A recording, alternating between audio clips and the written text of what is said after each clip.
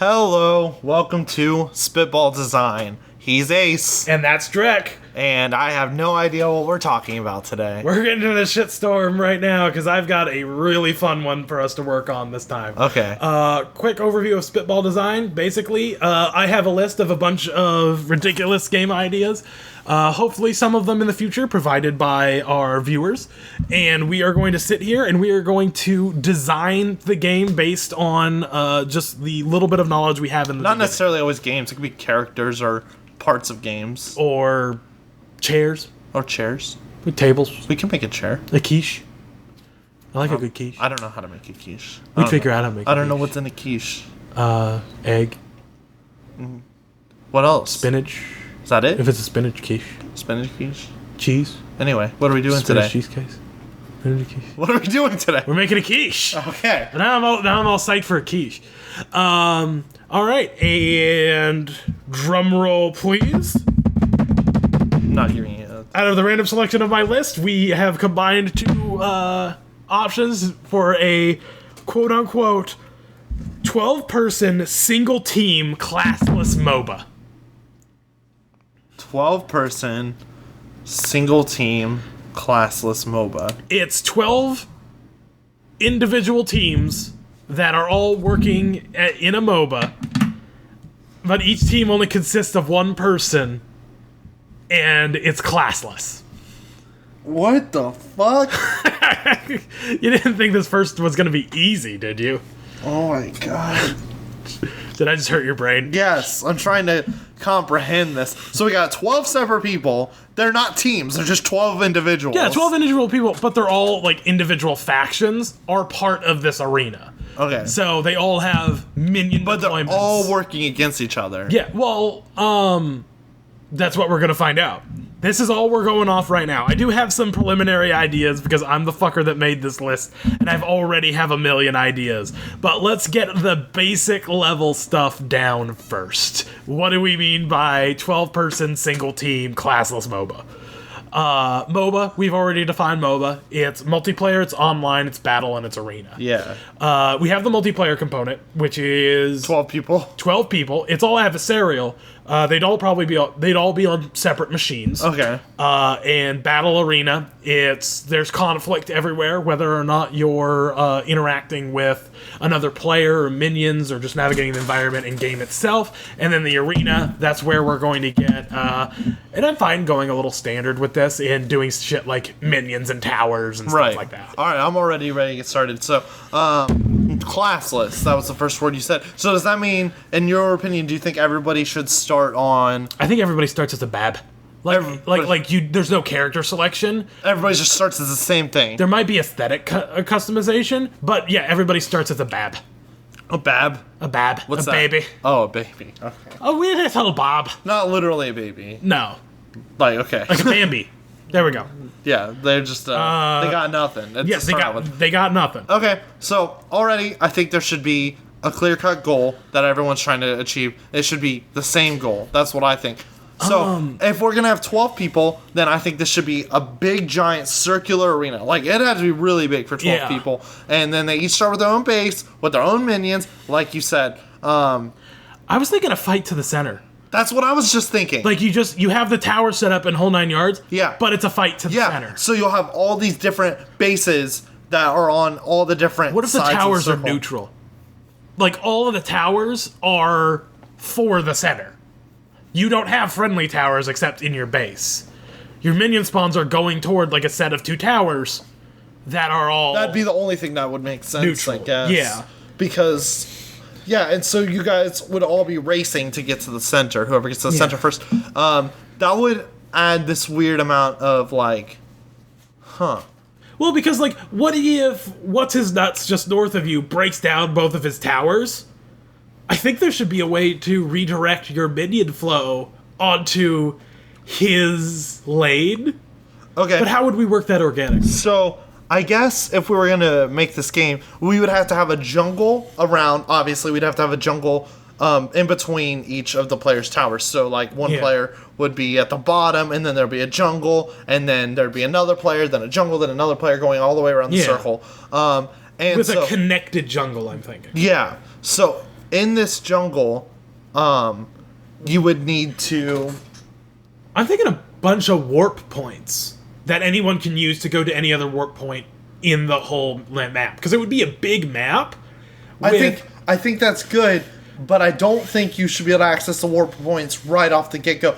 I think you should have to earn them. You have to kill like a monster. Or what if you buy a totem from a beginning shop? Like there should be a shopkeep in your base. And you place it in a portal, and any warp point that you've placed a totem in, for the rest of the game you could use, but you have to commit the time to doing it. Yes. Yes. That's good. And let's go ahead and not talk about perspective or aesthetics right now. I No. kind of just want to do the gameplay. Not worried about that. Or the overall design. Yeah. Not worried about the perspective or anything like that. So you unlock warp points, and I feel like it would be interesting if you could control your minion flow and allegiances at your base.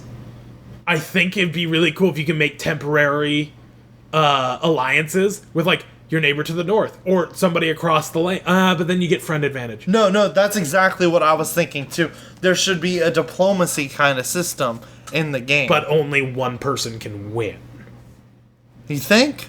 Yes, because then you run into friend advantage. It's you and me joining game together, and we already know each other, so we're automatically going to be together. That's true. That's true. I can agree with that. So you can have temporary alliances to do specific tasks. Well, like push a lane together. I will contribute my minions to your charge on your side. If you help me deal with this monster in the jungle and let me get the drop. Yeah. Yeah.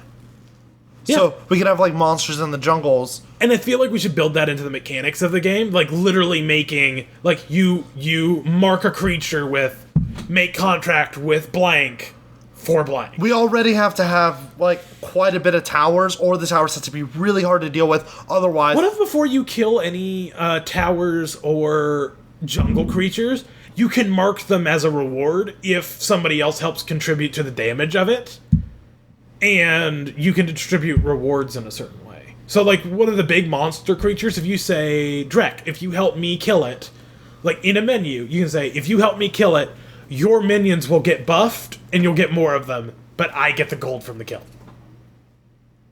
Like, you can sit there and mark it, and then when they attack the creature, they just get a quick pop-up saying, do you accept this contract? Yes or no, and you can say no. 100% you can say no. Then why would you ever say yes? Because your minions are getting buffed on your lane. If you have plenty of gold, but you need your minions to do better, because I think the minions should do heavy damage to towers, but are flimsy as fuck. And are getting constantly beset. The main thing I think minions should worry about... What if we don't have lanes?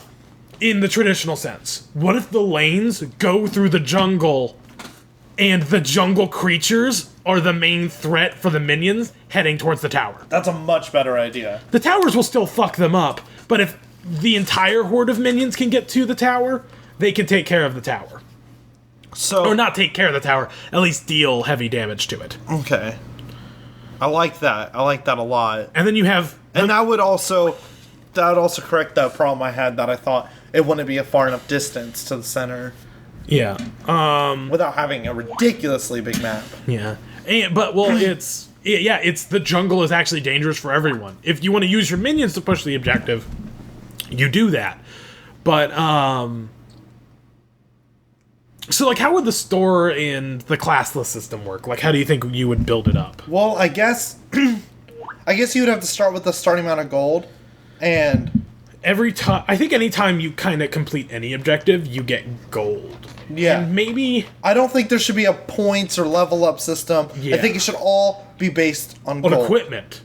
Gold and equipment, yeah. Use your equipment to get better. Use your gold to get better equipment. And there should just be a lot... Better equipment, or do we want static equipment where the better stuff is just more... Because I think it'd be kind of a good idea that since we want to class the system, you just buy a sword, and to make your sword better, your sword skill, which would be, like, instead of having an entire set of items that go onto your character, anytime you purchase an item, they become your abilities. And then you can pour gold into those to make it better. Make it better, and purchase like regalia and attachments for them to make them operate differently. Definitely. Definitely could see that. So you'd buy a sword if you want to use a sword, or buy a bow if you want to use a bow. Well, like, what if sword dictates that your auto attack is a hack and slash thing? So at that, like, it's each semi-main character or whatever. But what if you could, it's your sort of main melee character at that point. But what if you then can purchase regalia to it that turns it into twin daggers, which turns you into the twin dagger style of guy? Yeah. But you could also get a sword and a bow, or a sword and a staff, and, armor would then go into those slots, which makes those 4 slots really precious. Yeah. So do you want to be all damage at all ranges, or do you want to be a big hulking melee guy? Yeah, and just depending on what you decide to spend your gold on will affect that. And Everybody's auto attack is punching. I like that a lot.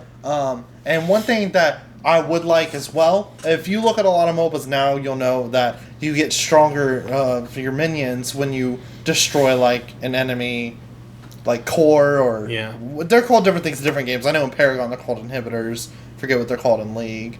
But, instead of having, like, destroy this and now I have stronger minions, because the way I see that, it's, I'm at an advantage, and since I'm at that advantage, now I get another advantage. Yeah. That's the way I see that, so I don't like it as much.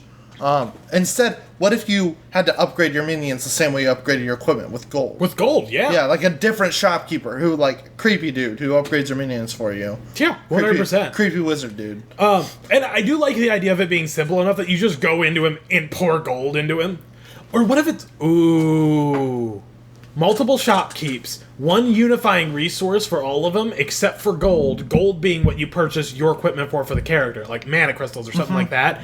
And you can use the mana crystals to also screw over other players by making their tower stronger or your minions stronger. Oh, that's good. And a bunch of other effects over that. And scattered throughout the jungle, whenever you kill a mid-level jungle enemy, you have a certain percentage of a special item dropping. Like, I'm just going to, in my mind, call it a power core. Or if you kill a high-level boss character... I think I'm going to drop the contract idea completely because it's weird and convoluted. I think this should just be pure competitive. Definitely. The diplomacy thing, I don't think is going to work for this. You don't think so? No.